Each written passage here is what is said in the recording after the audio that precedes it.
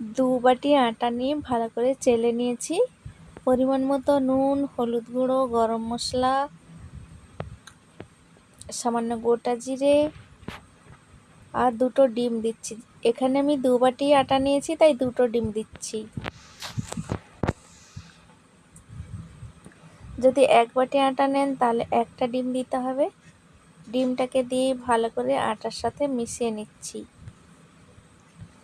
আটার সাথে মিশিয়ে নিয়ে তারপরে আমি অল্প অল্প করে জল দিয়ে একটা পাতলা কিন্তু ব্যাটার তৈরি করে নেব। সকাল হোক বা সন্ধে বা রাত্রেবেলা এই রেসিপিটি যদি আপনারা বানান তাহলে কিন্তু সবাই খুব প্রশংসা করবে। খেতে এতটা দারুণ হয়। দেখুন এইভাবে অল্প অল্প করে জল দিয়ে কিন্তু আমি আটাটাকে মেখে নিচ্ছি।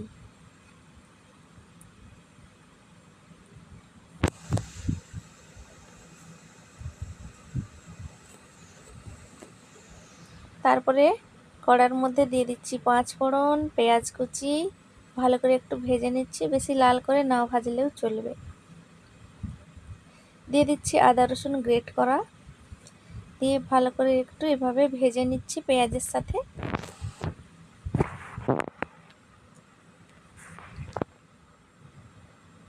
একটু ভাজা ভাজা হয়ে গেছে। এইবার দিয়ে দিচ্ছি সবজিগুলো। 3 রকমের ক্যাপসিকাম, গাজর, আলু, বাঁধাকপি, বিনস, টমেটো সব সবজিগুলো দিয়ে দিয়েছি। তারপরে পরিমাণ মতো নুন, হলুদ গুঁড়ো দিয়ে দিয়েছি, লঙ্কার গুঁড়ো দিয়ে দিয়েছি, গরম মশলা সব একসাথে মশলাগুলো দিয়ে দিয়েছি আর সামান্য চিনি দিয়ে ভালো করে মশলার সাথে কিন্তু সবজিগুলোকে নেড়ে চেড়ে ঢাকা দিয়ে তৈরি করে নিতে হবে।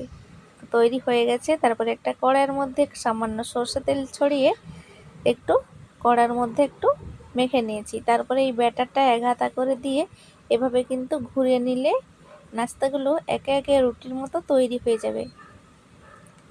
আর ঘোলটা কিন্তু এভাবে পাতলা থাকবে। দেখুন এভাবে উল্টে পাল্টে একটু তেল ছড়িয়ে ভেজে নিতে হবে।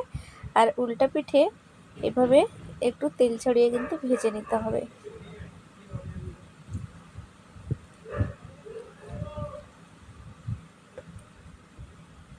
দেখুন কতটা নরম তুলতুলে হয়েছে। তারপরে এভাবে করে এই মশলা আলুটা বানিয়ে রেখেছি সবজি দিয়ে, সেটাকে দিয়ে এভাবে মুড়ে নিলেই তৈরি হয়ে যাবে দারুণ একটা সুস্বাদু জলখাবার।